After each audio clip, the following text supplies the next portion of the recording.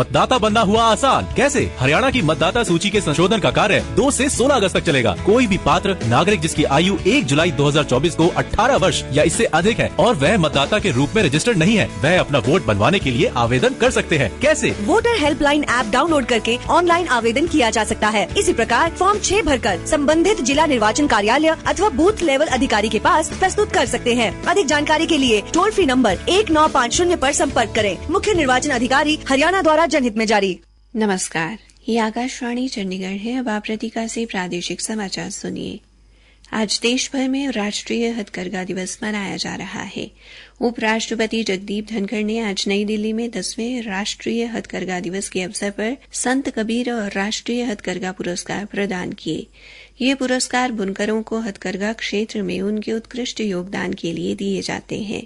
भारत में हथकरघा दिवस समारोह की शुरुआत स्वदेशी आंदोलन से हुई। पहला राष्ट्रीय हथकरघा दिवस स्वदेशी आंदोलन की याद में 2015 में मनाया गया। ये दिवस हथकरघा बुनकरों और देश के सांस्कृतिक, पारंपरिक और आर्थिक परिदृश्य में उनके योगदान को सम्मानित करने के लिए मनाया जाता है। समारोह का उद्देश्य भारत के सामाजिक आर्थिक विकास में हथकरघा क्षेत्र के महत्व के बारे में जागरूकता बढ़ाना है।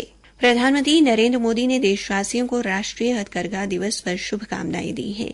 सोशल मीडिया पोस्ट में प्रधानमंत्री ने कहा कि उन्हें देश भर में हथकरघा की समृद्ध विरासत और जीवंत परंपरा पर गर्व है। उन्होंने देश के कारीगरों के प्रयासों की सराहना की और वोकल फॉर लोकल की अपनी प्रतिबद्धता दोहराई। हरियाणा के पर्यावरण, वन एवं वन्य जीव और खेल राज्य मंत्री संजय सिंह ने भिवानी में अधिकारियों को विकास कार्यों को निर्धारित समय अवधि में पूरा करवाने के निर्देश दिए हैं। भिवानी में कल जिला विकास एवं निगरानी समिति की बैठक की अध्यक्षता करने के बाद उन्होंने बताया कि सभी विभागों के अधिकारियों को आपसी तालमेल से विकास कार्यों को गति देने और विकास कार्यों के लिए जारी की जाने वाली धनराशि सही ढंग से प्रयोग करने की हिदायत की गई है। राज्य मंत्री ने कहा कि अधिकारियों को निर्देश दिए गए हैं कि जो धनराशि जिन कार्यों के लिए जारी की जाती है उनको उसी कार्य में खर्च कर काम को निर्धारित समय में पूरा करवाएं।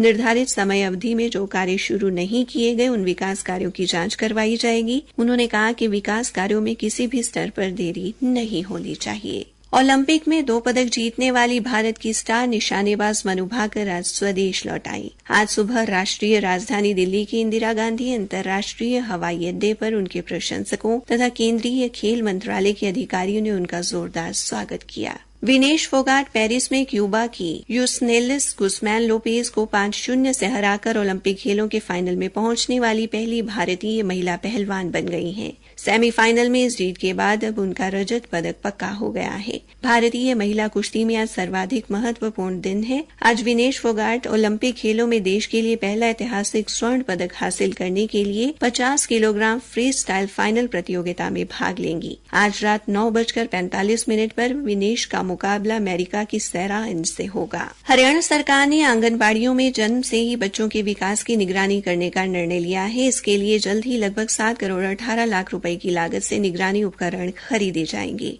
कल हरियाणा के महिला एवं बाल विकास मंत्री असीम गोयल की अध्यक्षता में उच्च अधिकार प्राप्त समिति की बैठक में ये उपकरण खरीदने की मंजूरी दी गई। इसके अलावा राज्य की सभी आंगनबाड़ियों में दाखिला लेने वाले बच्चों के लिए दूध पीने हेतु अलग अलग गिलास खरीदने की भी मंजूरी दी गई ताकि संक्रमण को फैलने से रोका जा सके। श्री गोयल ने बैठक के बाद ये जानकारी दी। बैठक में कृषि मंत्री कंवरपाल भी उपस्थित रहे। हरियाणा उदय जनसंपर्क कार्यक्रम के तहत जिला रेवाड़ी में 11 अगस्त को रेवाड़ी हाफ मैराथन नाम से कार्यक्रम का आयोजन किया जा रहा है। कार्यक्रम में मुख्यमंत्री नायब सिंह बतौर मुख्य अतिथि शामिल होंगे और रेवाड़ी हाफ मैराथन को झंडी दिखाकर रवाना करेंगे। मैराथन को 3 श्रेणियों में बांटा गया है। पहली श्रेणी में 21 किलोमीटर की हाफ मैराथन, दूसरी में 10 किलोमीटर रन व तीसरी श्रेणी 5 किलोमीटर की रन फॉर फन होगी। इसी के साथ ये समाचार बुलेटिन समाप्त हुआ।